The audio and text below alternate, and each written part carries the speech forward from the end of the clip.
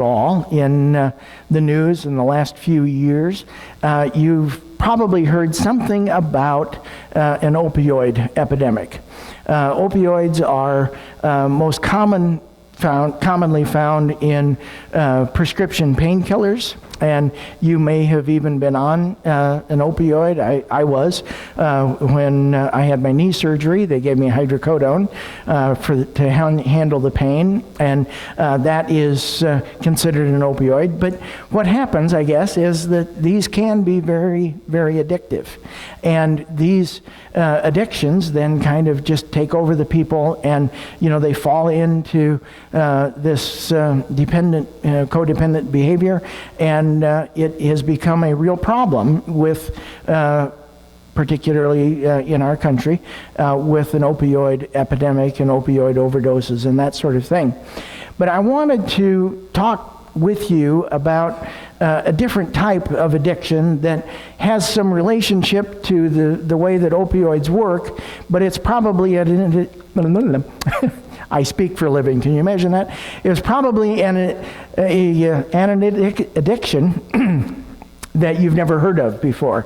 And what actually I'm talking about is this combination of what happens to our own egos when particularly our brain is flooded with endorphins, that is a chemical that our body produces, and it's much like an opioid kind of an addiction. It is, we become dependent on this euphoric feeling. We tend to want to repeat the experience over and over again, and it's what I made up is an egopioid, okay?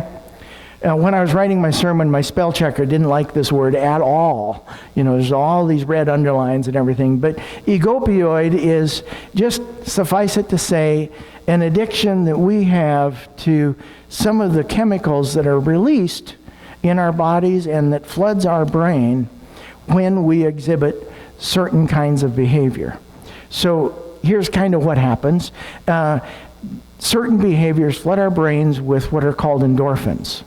And these endorphins, it's been chemically proven and scientifically proven, are actually more addictive than heroin or cocaine or some of the other opioids that are out there. And it really becomes this euphoric sensation. Runners often report that after a certain period of running in a marathon or whatever, they enter into this euphoric feeling. I've never really experienced that when I've tried to run, but they claim that it's true. But that's one idea. But the behaviors that I'm talking about are behaviors of superiority, or feeling like you're really better than the average person, or being judgmental.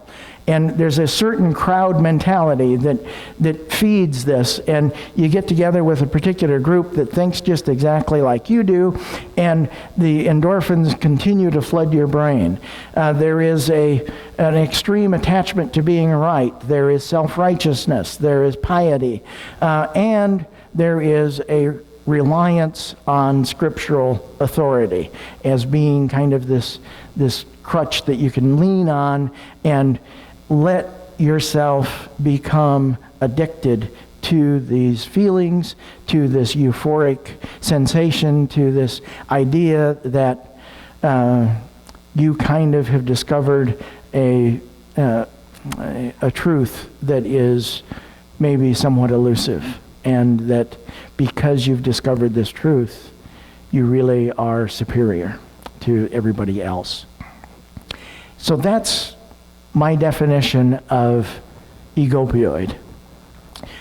There's one other important part of this, however, and that is that a standard opioid, like hydrocodone or anything else that if you've ever been in surgery and they give you something, it is a painkiller. And if you are suffering from the pain of surgery or some other thing, you have this painkiller, and it helps to numb the pain within you. And that's often a really good thing, because you need that. But the egopioid has this ability to numb the pain that other people are feeling. In other words, it allows you to inflict pain on another group of people without experiencing any pain yourself. You can inflict pain and discrimination and oppression and even commit murder, and you feel no pain at all yourself. You become immune to the other people's pain. You become numb to that. Now, you might think that I'm overstating this. You might think that I'm making all this up. I'm not. History is full of situations and full of examples where a particular group of people have gotten together and this crowd mentality kind of takes over, and there is an ego-opioid epidemic, and dire consequences are the result. About 1,000 years ago, for example, there was a group of people that got together and they were addicted to a lot of the behavior that I talked about earlier in terms of feeling superior and scriptural authority and their judgmental attitudes and all of these things. And they were willing to murder about 3 million other human beings because they would not convert to Christianity. History calls this time the Dark Ages, and that particular ego-opioid epidemic is known as the Christian Crusades. And it is absolutely an ego-driven epidemic. And it causes people to become immune to other people's pain, and it allows other persons to commit atrocities. Something happens up here and they become addicted. Much more recently, there was another group of people that got together as an ego-opioid epidemic. And this time they managed to kill 6 million persons, human beings, who happened to be Jewish. History tells us that that particular group was the Nazi regime out of Nazi Germany. And history refers to that event as the Holocaust. I could go on. The history is full of these kinds of examples. But believe me when I tell you that an ego-opioid epidemic is a real thing. That people's minds are altered because of the level of endorphins and this chemical dependency that floods their minds, and it is through certain behaviors that these chemicals are produced.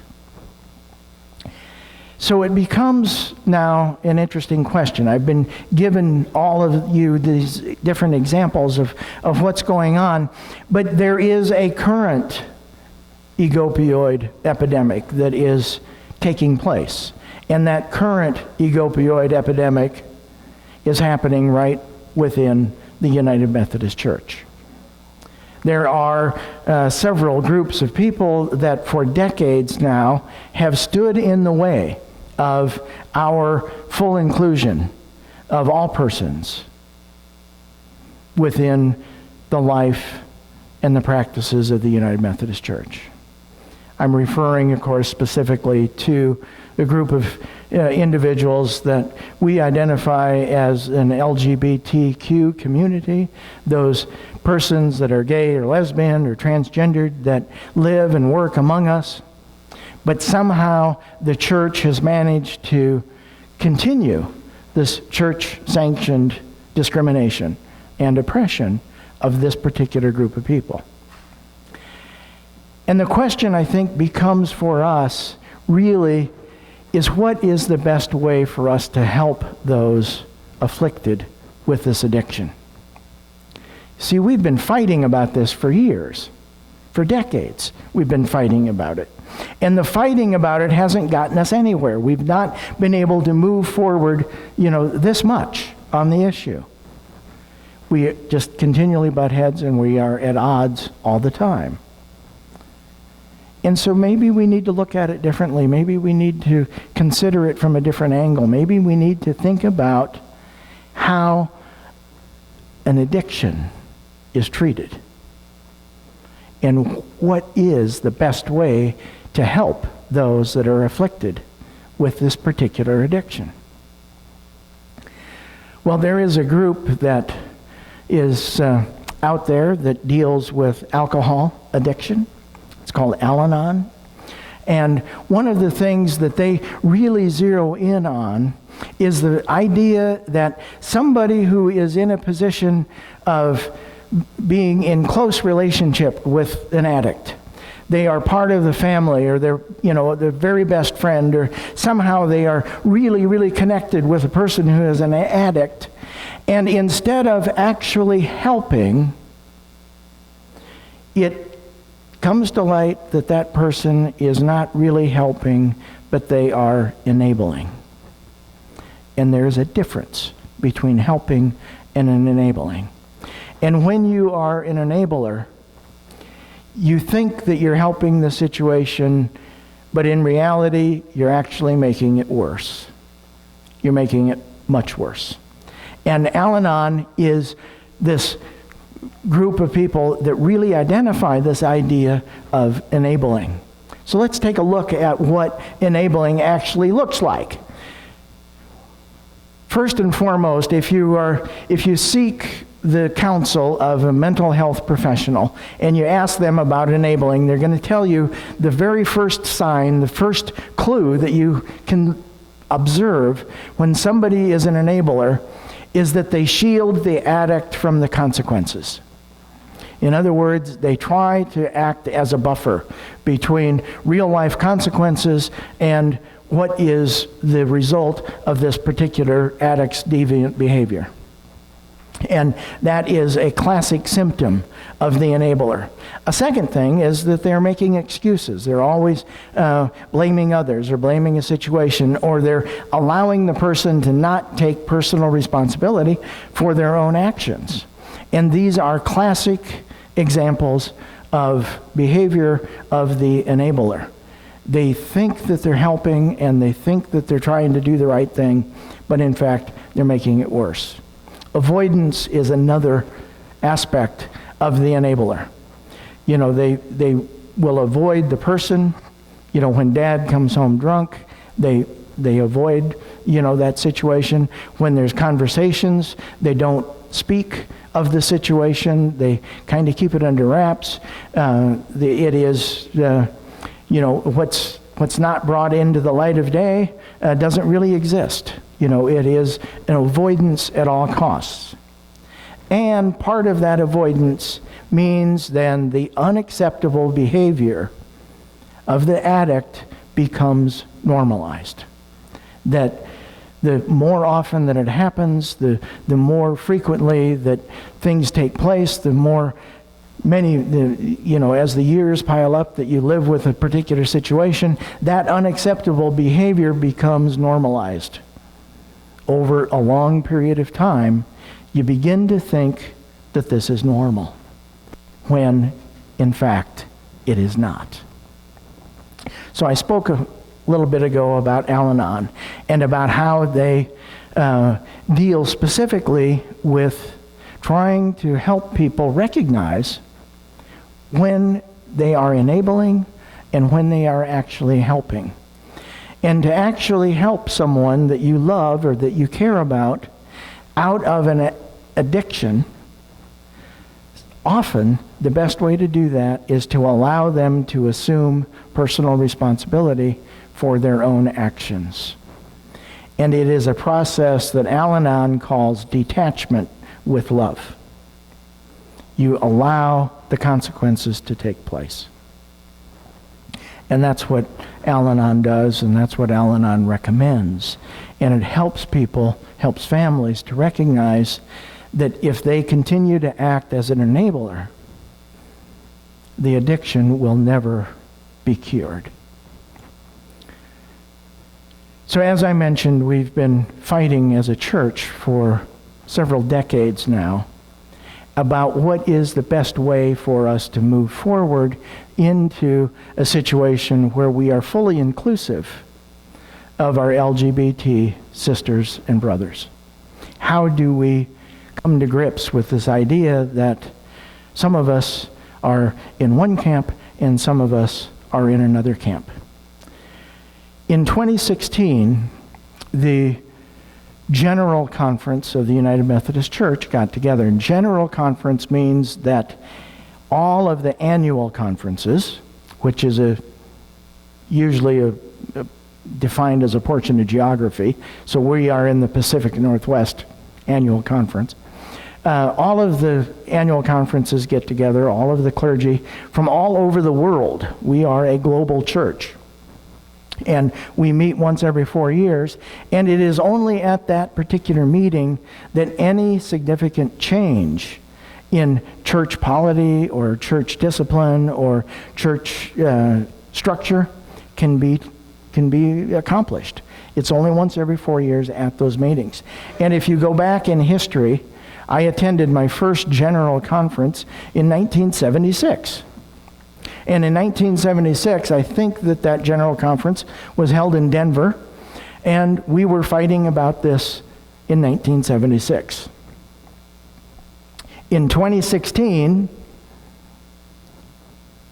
it was boiling up again. And the decision was made by the General Conference that, well, we're not going to talk about that right now. We're going to kick it down the road, and we're going to assign a special General Conference in 2019 that we're going to address the issue. Now, how many of those behaviors do you see displayed in this idea that we're not going to deal with this right now, we're going to talk about it in 2019? Maybe one or two. Beyond that, there was then assigned a commission on the way forward.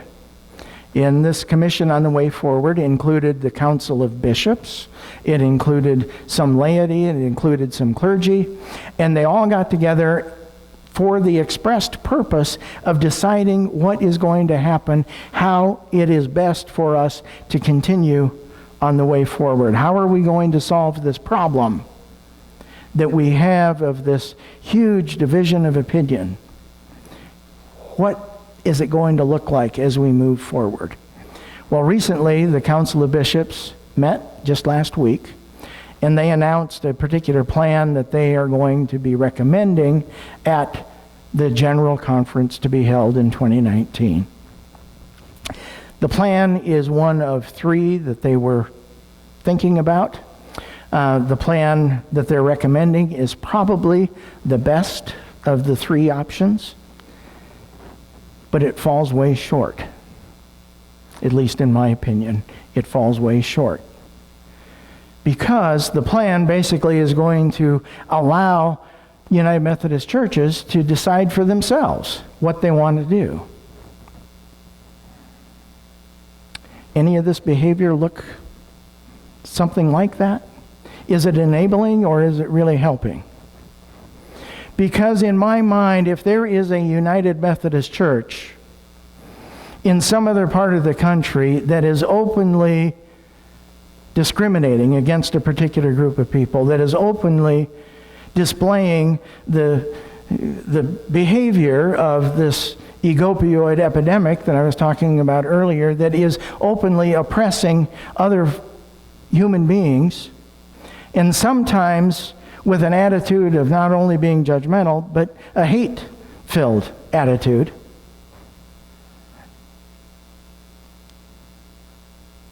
It's not acceptable that they're doing that under the same United Methodist cross and flame that we ourselves, an open and reconciling congregation, an open and affirming congregation, are operating under the United Methodist cross and flame. It doesn't add up. It is taking unacceptable behavior and it's making it become normalized. And I don't quite know how to square with that. So that's what's happening. That's what is coming down the road for you as a United Methodist congregation. You're going to be hearing more about this. You're going to be seeing more about this. But I feel a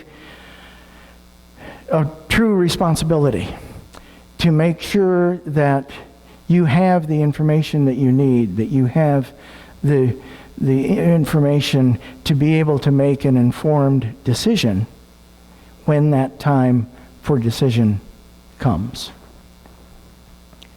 I mentioned the approach of Al-Anon, of detachment with love, and allowing the addicted person to suffer the consequences of their own behavior and to assume personal responsibility for that.